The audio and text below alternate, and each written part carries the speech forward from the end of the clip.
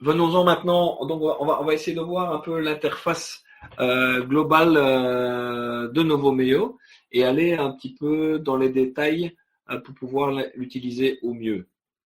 Alors, on va commencer par les tables de matière qui sont ici.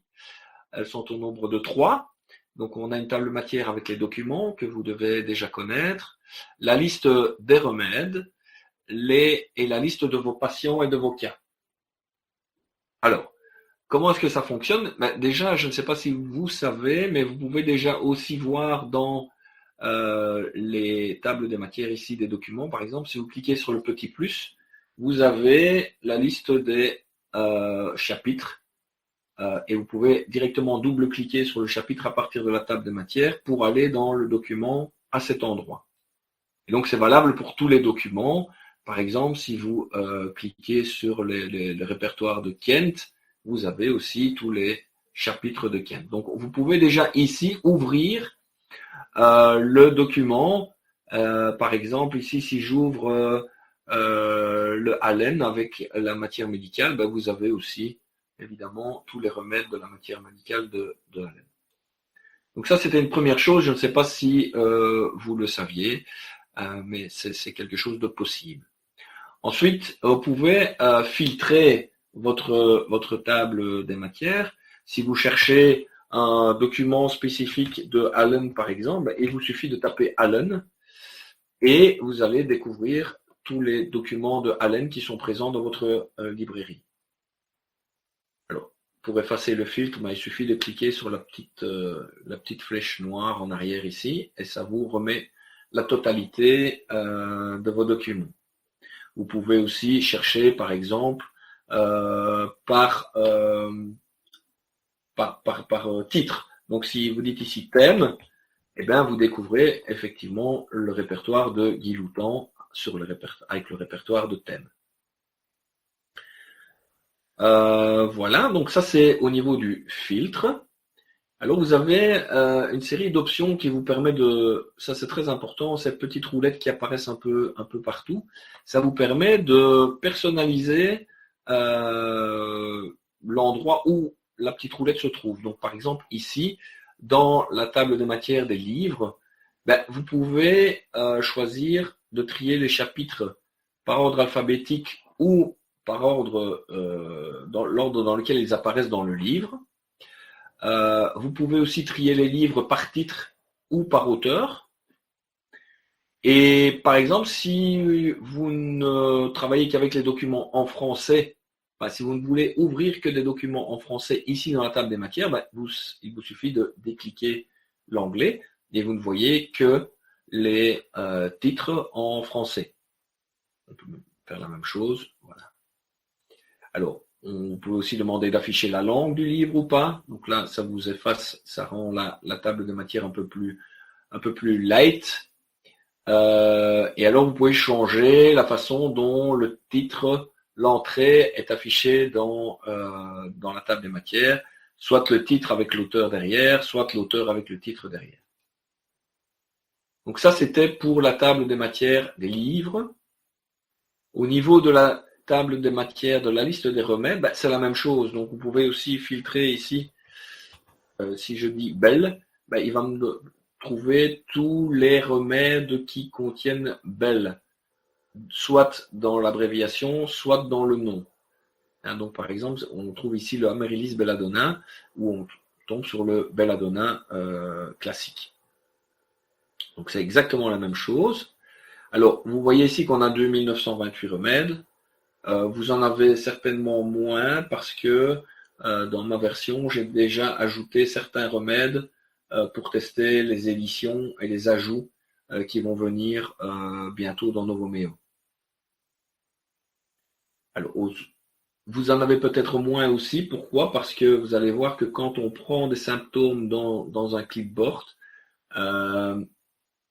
l'analyse est limitée aux remèdes qui se trouvent dans la répertorisation. Donc si je prends ici un symptôme dans un clipboard, je vois que je n'ai plus que 209 remèdes, évidemment, puisque je n'ai qu'une rubrique de 209 remèdes. Je vais vider mon clipboard. Donc, la question était, oui, donc maintenant, les options dans la table des remèdes.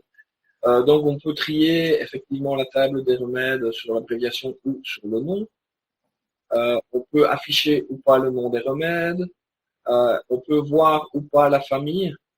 Donc, les petits ronds devant, c'est la famille avec les couleurs de la famille. Par exemple, les plantes sont en vert.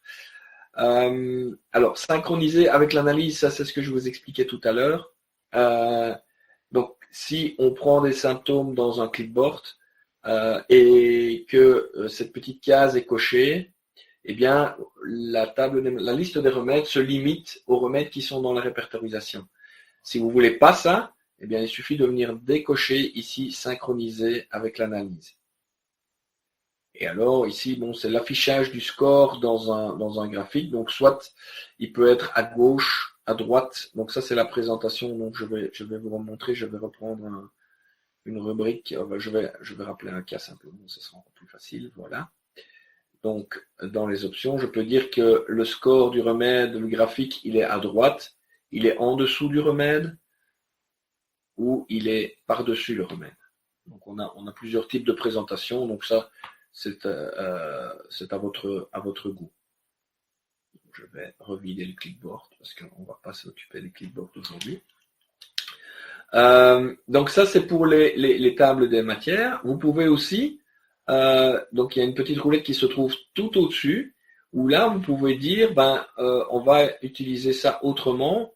Moi, par exemple, je n'ai pas besoin de la liste des remèdes dans ma table des matières, je peux la décocher, et alors je vois les deux autres qui sont plus grandes. Je ne veux pas la liste des livres, ou je ne veux voir que la liste des livres et pas le reste. Donc, vous voyez, vous pouvez choisir exactement votre présentation. Vous pouvez aussi choisir, au lieu de voir les trois, une en dessous de l'autre, les voir en complet avec des onglets. Donc, vous avez les livres d'un côté, les remèdes, les patients. Donc, ça vous permet d'avoir une longue liste au lieu d'avoir trois listes qui prennent le tiers. Et là, vous pouvez choisir aussi de la masquer automatiquement. Alors ça vous permet d'agrandir l'espace que vous avez pour voir votre répertoire et vos répertorisations. Et quand vous voulez soit aller voir la liste des remèdes, la liste des patients ou la liste des documents, vous venez avec votre souris sur le titre et elle s'ouvre. Et puis elle se referme. Donc vous l'ouvrez uniquement quand vous en avez besoin. Ça, c'est encore un autre mode pour visualiser cette table des matières.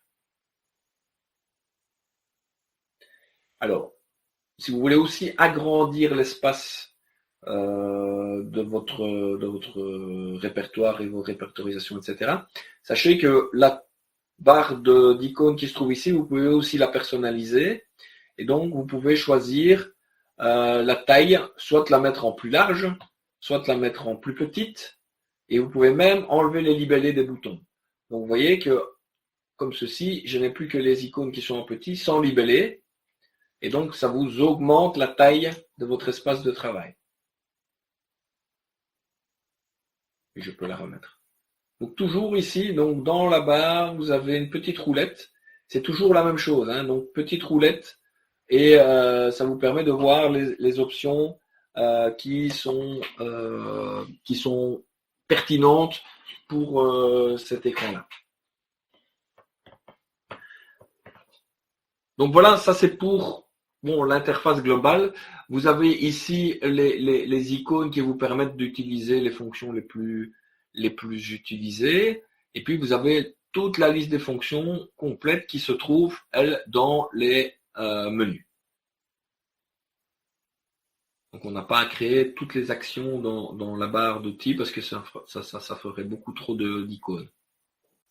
Autre chose, donc vous voyez ici que l'organisation des différents écrans se font dans des onglets.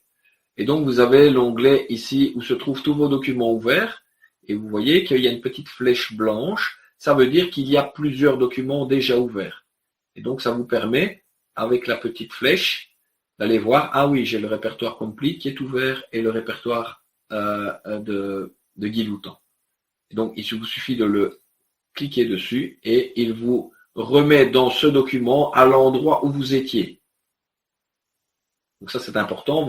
Il garde l'endroit où vous étiez situé.